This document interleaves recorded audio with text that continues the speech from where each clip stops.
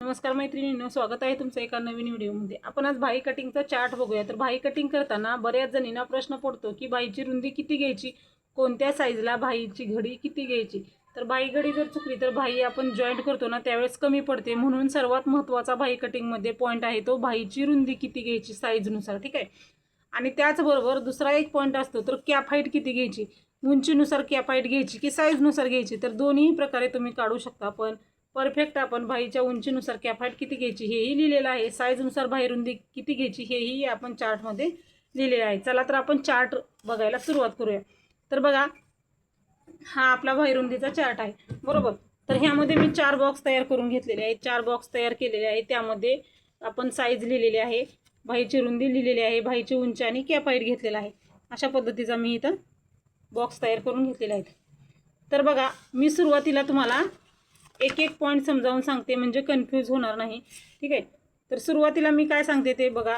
अगोदर आपण भाईची रुंदी किती घ्यायची कोणत्या साईजला ते बघूयात, आणि त्याच्यानंतर आपण कॅप हाईट किती घ्यायची उंचीनुसार ते बघूयात, ठीक आहे। आता बघा, तुमचा ब्लाऊज जर 28 साईजचा ब्लाऊज असेल तर तुम्हाला भाईची रुंदी 7 इंच घ्यायची आहे, आणि 30 साईजचा ब्लाऊज असेल तर भाईची रुंदी 7.5 इंच घ्यायची आहे। ह्यामध्ये कमी जास्त करायचं नाही, मार्जिन मिक्स करायचं नाही किंवा वाढवायचंही नाही। जेवढं दिलेलं आहे ह्यामध्ये चार्टमध्ये तेवढंच घ्यायचं आहे। ह्याच्यानंतर मी तुम्हाला भाई कशी कटिंग करायची म्हणजे कोणतं माप कुठं टाकायचं तेही दाखवते। सुरुवातीला आपण अगोदर चार्ट बघूया आणि त्यानंतर भाई कटिंग कशी करायची ते बघूयात, ठीक आहे। 28 साईजचा ब्लाऊज असेल तर 7 इंचच भाईची घडी घ्यायची म्हणजे भाईची रुंदी घ्यायची। 30 साईजचा ब्लाऊज आहे 7.5 इंच घ्यायचा आहे। 32 साईजचा ब्लाऊज असेल त्यावेळेस 8 इंच भाईची रुंदी घ्यायची आहे। 34 साईजचा ब्लाऊज आहे, 34 साईजच्या ब्लाऊजला आपल्याला भाईची रुंदी 8.5 इंच घ्यायची आहे। 36 साईजच्या ब्लाऊजला भाई रुंदी 9 इंच घ्या। 38 साईजचा ब्लाऊज आहे, भाई रुंदी 9.5 इंच घ्या। 40 साईजचा ब्लाऊज आहे, भाई रुंदी 10 इंच घ्या। 42 साईजच्या ब्लाऊजसाठी 10.5 इंच भाईची रुंदी। 44 साईजच्या ब्लाऊजसाठी भाईची रुंदी आपल्याला 11 इंच घ्यायची आहे। 46 साईजच्या ब्लाऊजसाठी 11.5 इंच। 48 साईजच्या ब्लाऊजला 12 इंच म्हणजे 12 चौक 48, ठीक आहे। आता हे झालेला भाईच्या रुंदीचं। आता भाईची उंचीनुसार कॅप हाईट कशी घ्यायची मी ते तुम्हाला सांगते। हे असं ठेवते म्हणजे कन्फ्यूज होणार नाही, लक्षात येईल व्यवस्थित। बघा, आता इथं भाईची उंची आहे तर साईजनुसार भाईची उंची कॅप हाईट न घेता उंचीनुसार घेतली तरीही चालतं। जितकी तुमच्या भाईची उंची आहे त्यानुसार इथं कॅप हाईट घ्यायची म्हणजे ब्लाऊजमध्ये चुना वगैरे बिलकुल पडत नाहीत। जर 2 इंचाची जर भाई असेल आपली ड्रेससाठी किंवा ब्लाऊजसाठी, हे दोन्हीसाठी आहे म्हणजे फक्त भाई ब्लाऊजसाठी नाही तर ड्रेस आणि ब्लाऊज दोन्हीसाठी पण हे कॅप हाईट उंचीप्रमाणे घ्यायची आहे। 2 इंच जर भाईची उंची असेल 1 इंचच कॅप हाईट घ्यायची। 3 आणि 3.5 इंच भाईची उंची असेल त्यावेळेस 1.5 इंच कॅप हाईट घ्यायची। 4 आणि 4.5 इंच असेल त्यावेळेस 2 इंच घ्यायचं। 5 आणि 5.5 इंच उंची असेल त्यावेळेस 2.5 इंच भाईला कॅप हाईट घ्यायची आहे। 6 आणि 6.5 इंच असेल त्यावेळेस 3 इंच घ्यायचं। 7-8 इंच असेल त्यावेळेस 3.5 इंच घ्यायचं। 9-10 इंच असेल त्यावेळेस 3.5 इंच घ्यायचं। 11-12-13 असेल त्यावेळेस 3.5 इंच घ्यायचं। 14-15-16 इंच असेल त्यावेळेस 3.5 इंच घ्यायचं आहे। ह्याच्या पुढच्या पूर्ण ब्लाऊजसाठी 3.5 इंच घ्यायचं आहे। अशा पद्धतीने कुठल्याही साईजच्या भाईच्या उंचीनुसार इथं कॅप हाईट दिलेली आहे। असाच तुम्ही भाई रुंदीचा जो चार्ट आहे तो व्यवस्थित असा आपण लिहून घ्या म्हणजे तुम्हाला भाई कटिंग करताना एकही अडचण येणार नाही, परफेक्ट भाई कटिंग येईल आणि त्यामध्ये जे काही प्रॉब्लेम येतात तुम्हाला ते येणार नाही। तिथं मी तुम्हाला भाईची रुंदी ही व्यवस्थित अशी लिहून दिलेली आहे म्हणजे फक्त हा चार्ट पुढे ठेवला आणि कुठल्याही साईजच्या ब्लाऊजचं कटिंग केलं तर तो ब्लाऊज आपल्याला 100% बरोबर येईल।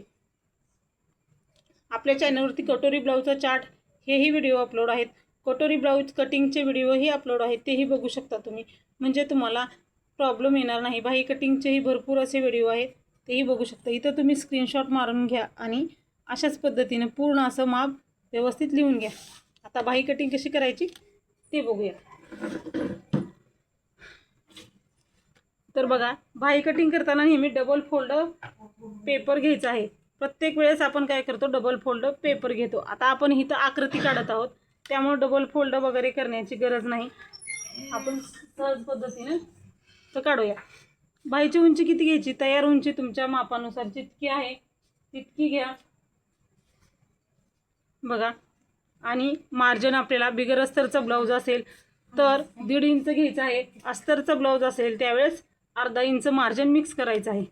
ठीक आहे. आता आपण बिगर अस्तरच्या ब्लाऊजसाठी बघूयात. सुरुवातीला आपण मार्जिन आहे ते 1.5 इंच मार्क केलं. वरच्याही साईडला मार्किंग केलं 1.5 इंच. आता आपण 7 इंचाच्याच बाहीचं म्हणजे 28 साईजच्याच बाहीचं कटिंग करू, मार्किंग करून दाखवते, म्हणजे इथं आपल्याला जे बसेल ते. आता बघा इथं बरोबर 7ला मार्किंग केलेलं आहे मी. 7 इंच 28 साईजच्या ब्लाऊजसाठी छातीचा चौथा भाग किती येतो आपला, 8 इंच येतो. खालच्या साईडला ठेवूया म्हणजे मार्किंग खाली उठणार नाही. ठीक आहे. आता बघा हे मार्जिन झालेलं आहे आपलं. हे मार्जिन तयार बाहीची उंची आपल्याला 4 इंच घ्यायची आहे. हे मार्क करू आपण.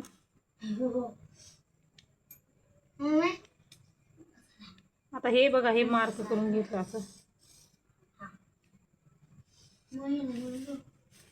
वरतीही आपण बाहीची उंची 4 इंच घ्यायची.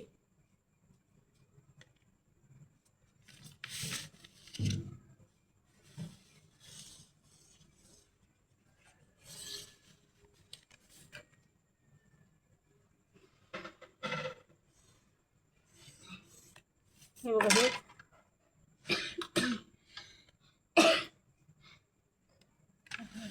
आता आपल्याला कॅपाईट घ्यायची आहे. मी सांगितल्याप्रमाणे आता तुम्हाला चार्ट दाखवते म्हणजे लक्षात येईल कुठला भाग कुठं टाकायचा. सुरुवातीला बिगर अस्तरचा ब्लाऊज असेल तर 1.5 इंच मार्जिन घ्यायचं, अस्तरचा असेल तर अर्धा इंच मार्जिन घ्यायचं. हे त्यानंतर तयार बाहीची जेवढी उंची आहे तेवढी घ्यायची आहे आपल्याला. आता इथे तयार बाहीची उंची 4 इंच आहे.